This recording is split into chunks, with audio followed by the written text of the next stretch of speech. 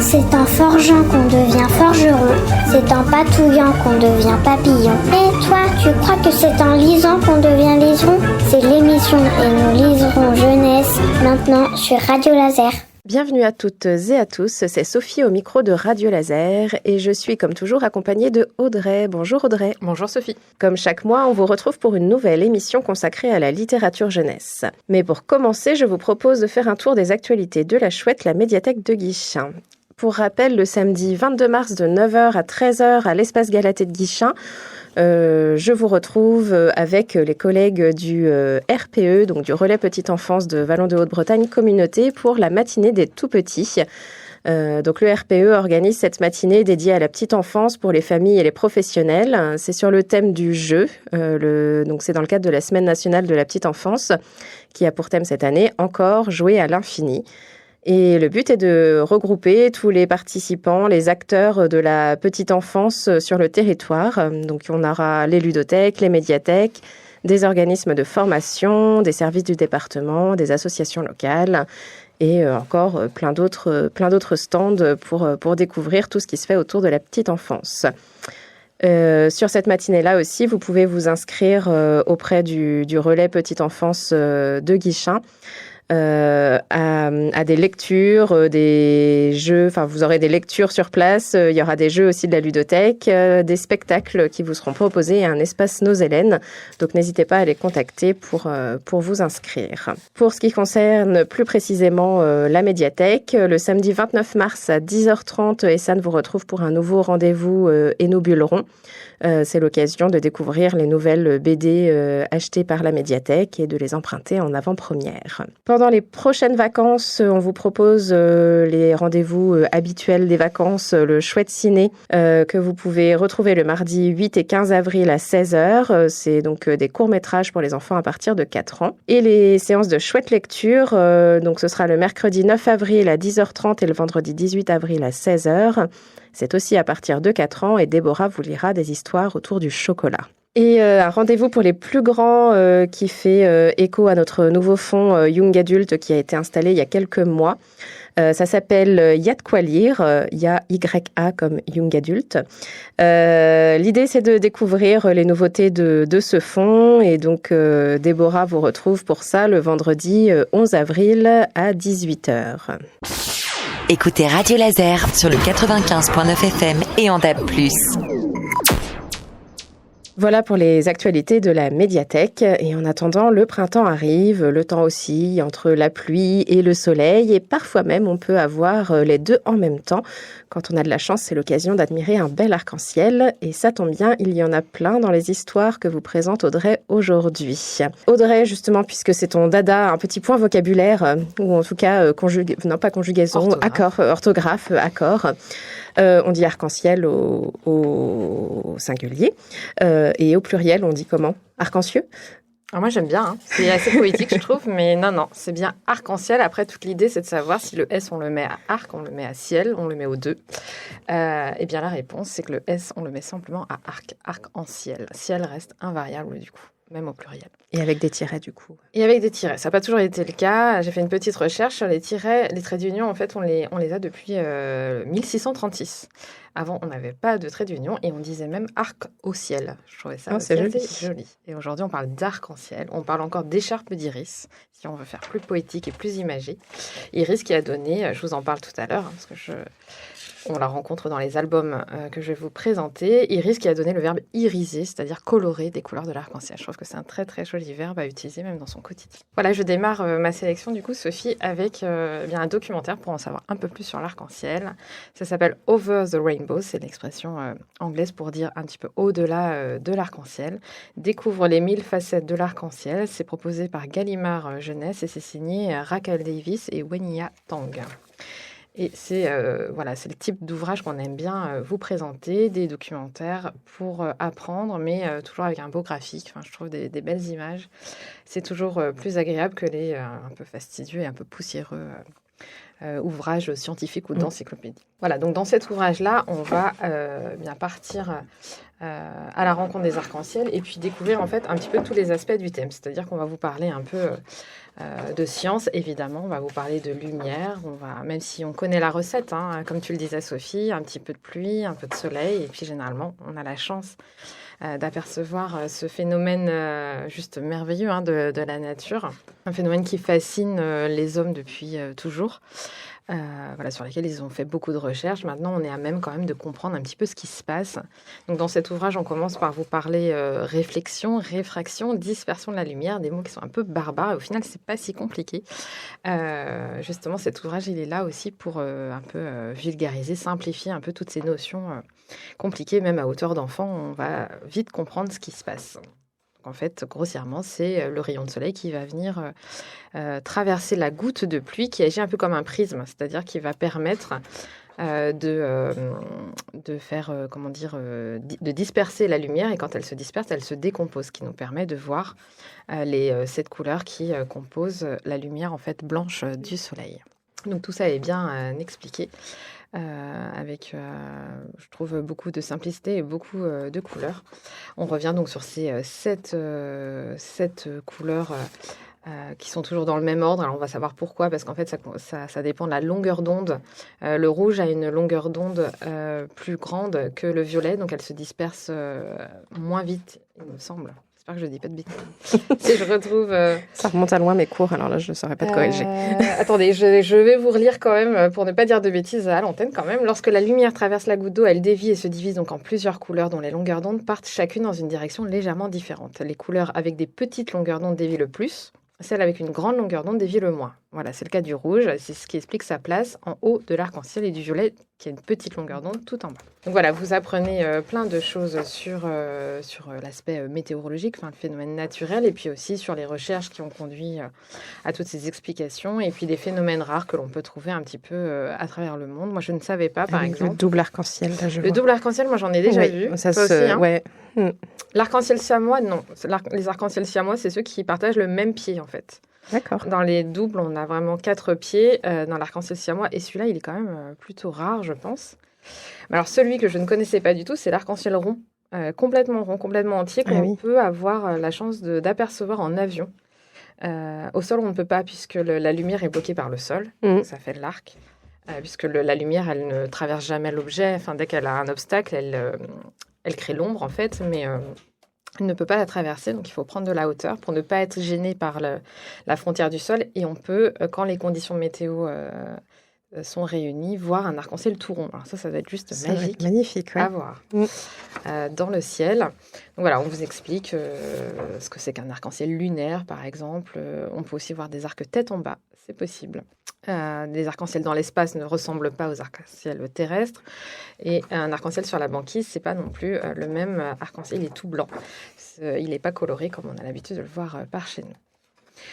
Voilà, et vous avez aussi tout un chapitre sur les mythes et légendes autour de l'arc-en-ciel. Donc, on vous parle d'Iris, dont je vous parlais tout à l'heure, qui était une déesse grecque et qui était messagère des dieux et qui glissait de l'arc-en-ciel pour aller délivrer ses messages. C'est pour ça qu'elle est devenue déesse de l'arc-en-ciel. Vous avez le Bifrost scandinave aussi, qui est l'arc-en-ciel qui relie le monde des dieux et le monde des humains. Le serpent arc-en-ciel aborigène, dont je vais vous parler un petit peu plus tard. Le folklore irlandais aussi, d'où vient cette fameuse légende des trésors au pied des arcs-en-ciel.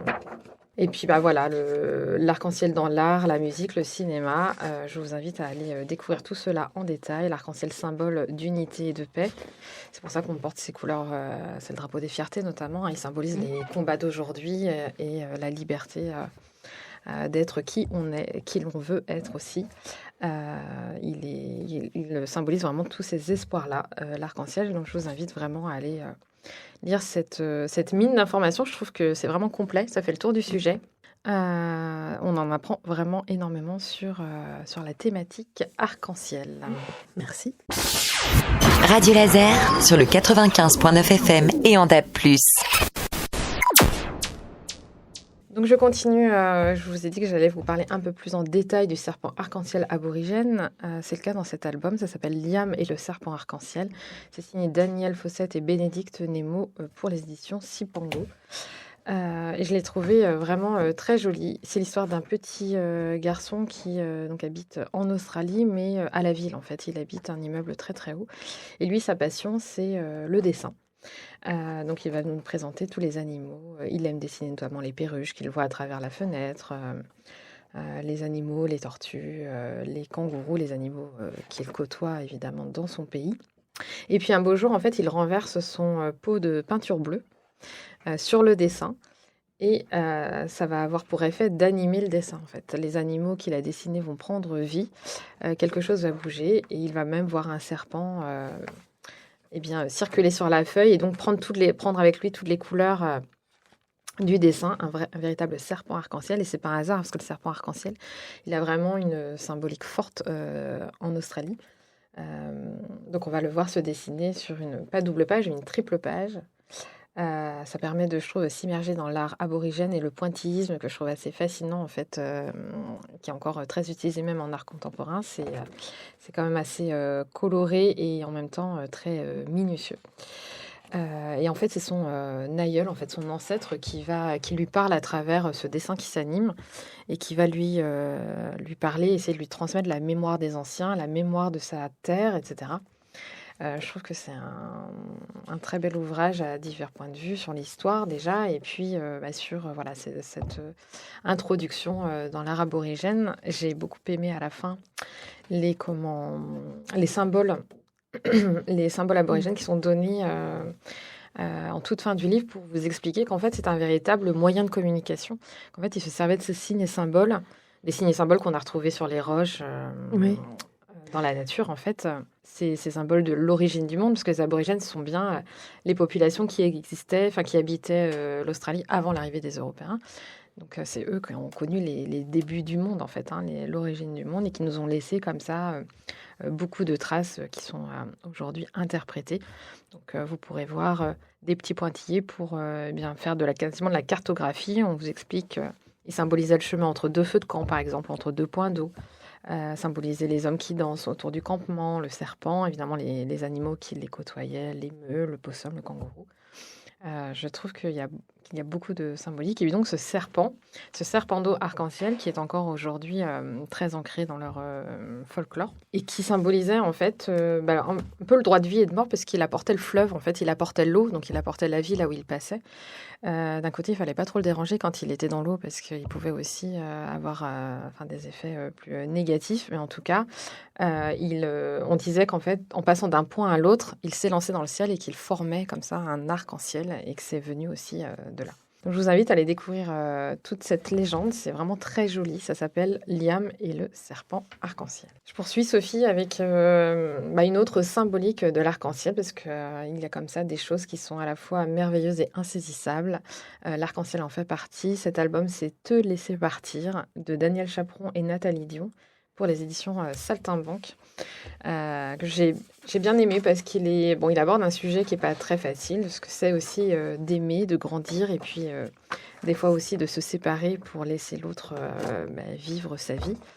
Là, c'est l'histoire d'une petite fille qui un jour attrape un arc-en-ciel. Elle l'attrape physiquement, concrètement. Elle le capture, en fait. Et elle décide de le mettre dans un petit bocal. Elle lui fait quand même des trous pour qu'il puisse respirer, le pauvre. Mais elle va essayer de s'en faire un ami, un confident, des fois presque un petit animal domestique. On a du vocabulaire un peu large autour de l'attention qui est portée à cet arc-en-ciel, qui est symbolisé par un petit bonhomme que l'on voit tout tristounet, tout recroquevillé au fond du bocal. Alors cette petite fille, elle est pleine d'attention, c'est pas le problème. Elle lui donne de l'eau de pluie parce qu'il a soif.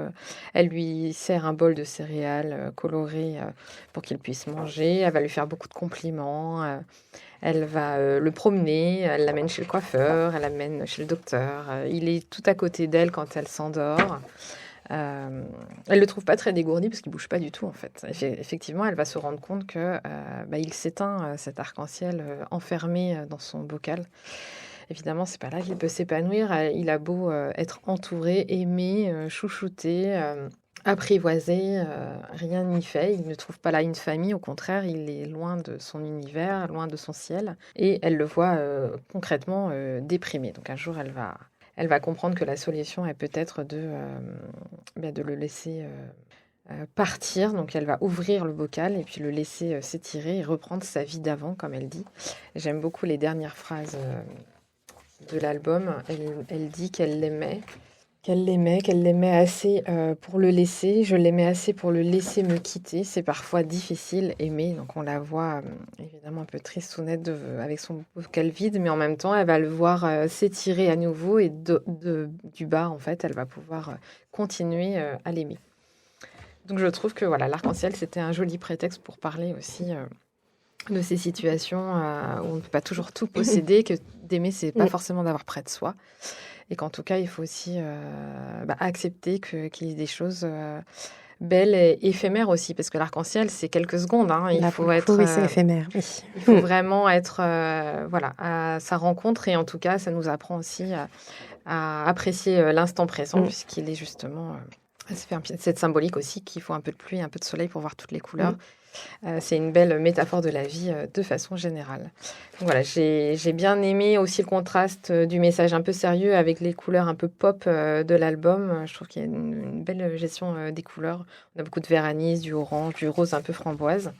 Je le trouve assez lumineux dans l'illustration. Ça contrebalance un peu, c'est vrai, le sujet est un peu grave et un peu sérieux. À hauteur d'enfant, c'est pas toujours facile à vivre, c'est sûr. Oui, justement, ça me rappelle un autre album donc qui parle pas d'arc-en-ciel, lui, mais c'est Amélie et le poisson. Je sais pas si tu le connais, celui-là. Non, ça me dit rien. De Helga Banche aux éditions Talent Haut, où c'est une petite fille sur la plage qui joue avec un petit poisson à chaque fois qu'elle va à la plage. Et puis elle en a marre d'être séparée de lui, donc elle l'attrape, elle le met dans un bocal et pareil, le poisson devient très triste. Donc il faut accepter de s'en séparer à un moment donné pour qu'il retrouve sa liberté. Donc voilà, c'est vrai que c'est quelque chose qui peut être difficile à comprendre. Mais oui, c'est un geste quand on est difficile enfant, de laisser partir et voilà. Mais voilà, plein d'espoir à la fin, parce qu'elle le voit, l'arc-en-ciel, elle a même l'impression qu'il lui fait un petit clin d'œil, parce qu'au final, ça y est, il est heureux et il est pleinement lui, et il faut l'aimer aussi comme ça. Il y a beaucoup d'albums là-dessus. Il y a le nuage de Louise aussi, que tu m'avais proposé dans la sélection.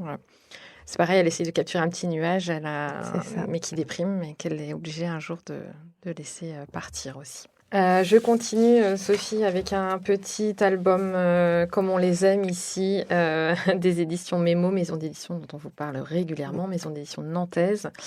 Une illustratrice qu'on connaît bien aussi, Émilie Vaste, qui nous propose ici Neige, le blanc et les couleurs. Donc là, on part à la rencontre de Neige, qui est une tourterelle et qui traverse cette période difficile qu'est l'hiver. Elle vit dans le froid. Et donc, pour égayer ses journées, elle va se mettre à cueillir et à collectionner des baies de différentes couleurs. Chaque jour, une baie d'une couleur différente et chaque jour, une émotion différente. Elle va évidemment les cueillir dans l'ordre des couleurs de l'arc-en-ciel. D'abord une rouge, puis une orange, puis une jaune, une verte, une bleue, une indigo et une violette. Puis une fois qu'elle a toute sa collection de baies, elle se demande ce qu'elle peut bien en faire. Elle jongle avec ses baies, puis à un moment, elle se dit pourquoi ne pas les planter ? Donc, elle va tenter de planter la rouge, et donc la nature va se parer de rouge. On voit comme ça cet espace enneigé, mais paré de feuilles rouges, de feuilles de houx rouges, de feuilles cœur rouges, etc. Et donc, elle va faire la même chose. Donc, c'est vraiment pour les petits, une espèce de rengaine comme ça. Je trouve plus le mot, Sophie, mais de conte en randonnée. Voilà, de conte en randonnée. Donc, une double page, une scène similaire, mais avec chaque couleur, donc avec ces couleurs de l'arc-en-ciel qui sont juste magnifiques. Mais à chaque fois, quand c'est d'une seule couleur comme ça, elle trouve que c'est soit trop lumineux pour le jaune, trop vibrant, trop tendre pour le vert. Elle n'est pas très satisfaite en fait de voir... Une couleur unique ne lui suffit pas. Quoi. Un paysage monocolore comme ça, elle ne s'en satisfait pas. Et donc, elle va trouver une solution à la fin pour faire venir définitivement le printemps. Je trouvais que c'était une jolie lecture de saison. Parce que le gris, le blanc, le gris surtout, en Bretagne, ces derniers on en est mois, un peu fatigué. On a hâte de voir les lumières et les couleurs revenir autour de nous. Donc je trouve que c'est un album, comme Émilie Vaste sait le faire, c'est-à-dire du graphisme un peu suranné, un peu vintage comme ça, sur... du beau papier, et puis ces baies là qui sont très belles. Je crois qu'il y a un pendant de cet ouvrage-là. J'ai cru voir ça, qui s'appelle Océan. Oui, Et c'est la même chose, mais sur fond noir, il me semble. C'est possible, oui. Ça te L'océan, parle ça me parle. C'est un hippocampe qui collectionne les perles dans l'océan, en fait, mais selon exactement le même procédé, c'est-à-dire qu'une page, une couleur, et puis il collectionne les perles comme ça. D'accord. Donc, vous Oui, c'est pouvez ça. lire les deux, Je confirme. l'un et l'autre, sur les contrastes. Enfin, c'est vraiment adapté aux tout petits, pour le coup. Puis là, les couleurs de l'arc-en-ciel, ça permet de revoir les couleurs. J'ai lu d'ailleurs dans le documentaire qu'il y a des phrases mnémotechniques pour retenir l'ordre des couleurs, parce qu'on ne sait jamais Dis-nous tout. lequel vient au premier. J'en avais quelques-unes. On peut les inventer aussi, avec les initiales. Mais il me semble que sur la première page, rieuse ou joviale, victoire bavarde, iris vocifère. Donc, comme ça, vous savez que c'est d'abord le rouge, l'orange, le jaune, le vert, le bleu, l'indigo et le violet. Ou alors rigole ou je vais bouder illico. Vraiment. J'en ai une dernière. Rare oubli, Jacques va boire, il vacille. Voilà. Il y en a pour tous les goûts.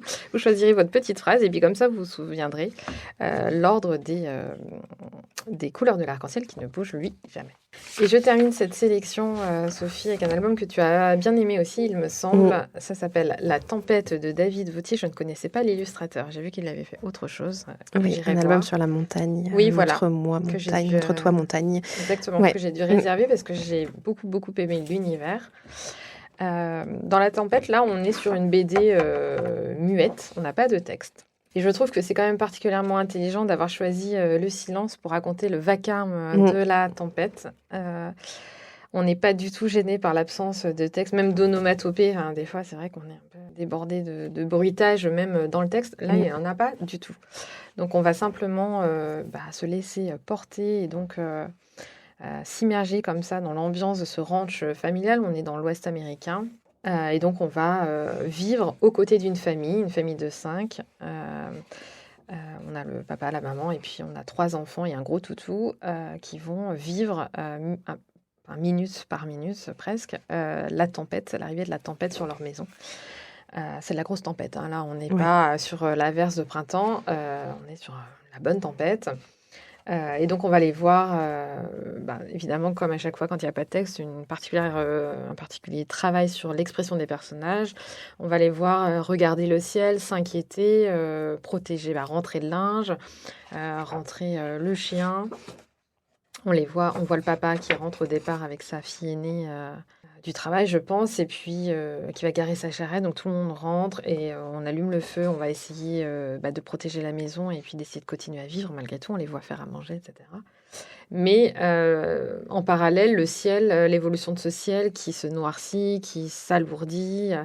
On va voir la pluie qui arrive et puis la grêle, les éclairs. Enfin, ça va être assez apocalyptique quand même. On va voir la grêle casser les vitres, le plafond se percer, etc. La charrette se renverser. Il va y avoir des dégâts, évidemment. Donc on les voit tour à tour se rassurer, se consoler, céder un peu à la panique, aller dehors, vérifier, revenir. On a beaucoup d'allers-retours entre le dehors et le dedans. Et puis on s'inquiète un peu pour cette famille. On ne sait pas trop comment ça va se terminer parce que la maison, elle en prend un coup quand même assez sérieux.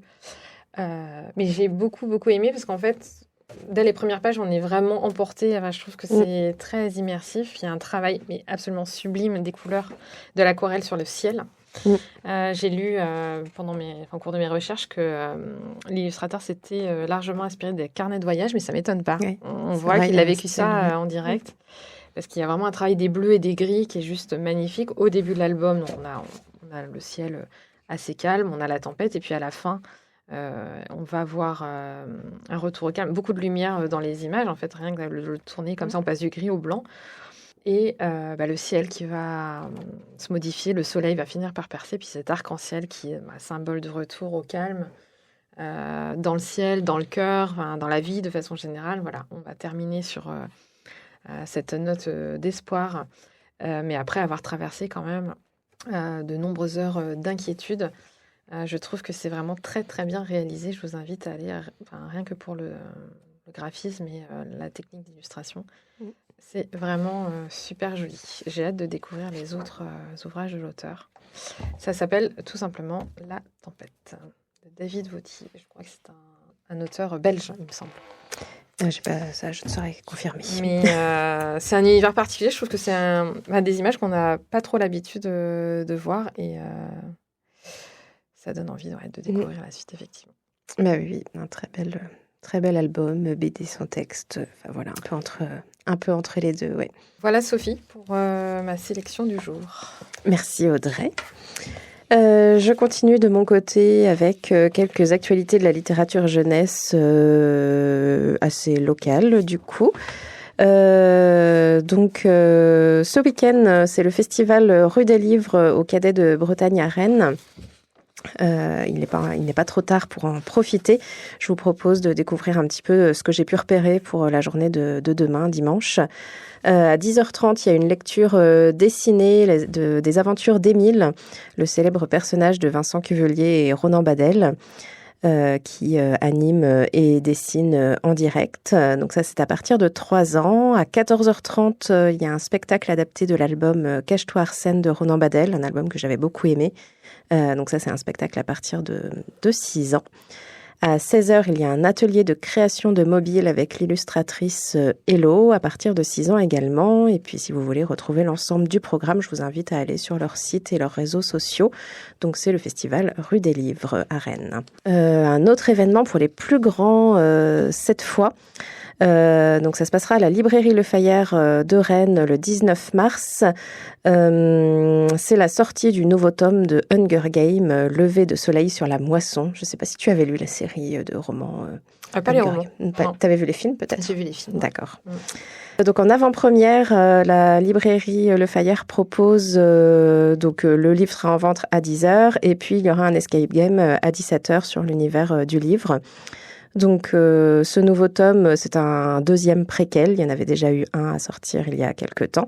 Et on y suit Hamish Abernathy lors des 50e Hunger Games auxquels il doit participer. Et donc, ce personnage, on le retrouve dans la trilogie initiale, 24 ans plus tard, comme le mentor de Katniss, la personnage principale de la trilogie de base. Donc voilà, pour les amateurs de Hunger Games, de l'autrice Suzanne Collins, un événement à ne pas rater. Puis pour terminer, une séance de dédicace à la librairie La Nuit des Temps, toujours à Rennes, de Marie Gosset et de Anna Wanda Goguzet. C'est samedi 29 mars de 15h à 17h30 pour un album très coloré qui s'appelle Avoir un chien et qui raconte ce rêve immensément grand qui parfois se réalise, celui d'avoir un chien à soi. Donc ça raconte les émotions d'un enfant le jour où enfin on lui offre un chien, et puis ça remet en fait en parallèle la vision à la fois idéalisée de cet animal à la maison, et puis aussi tout le bonheur de la relation enfant-animal, et puis aussi toutes ces petites choses du quotidien qu'il va falloir faire malgré tout. Responsabilité. Donc voilà, donc c'est un album de chez Casterman. J'ai pas eu l'occasion de le découvrir encore, mais il m'avait l'air assez sympa, et puis c'est une thématique que j'aime bien, et puis qui parlera à plein d'enfants et de parents, je pense. Donc ça, c'est le samedi 29 mars à la librairie La Nuit des Temps de Rennes. Écoutez Radio Laser sur le 95.9 FM et en DAB+. L'émission se termine. Merci de votre écoute. Merci Audrey pour ces lectures pleines de couleurs. Merci Sophie. Comme toujours, vous pouvez retrouver le podcast sur le site de Radio Laser et toute l'équipe de Et nous liserons sur la page Instagram de l'émission. À très bientôt.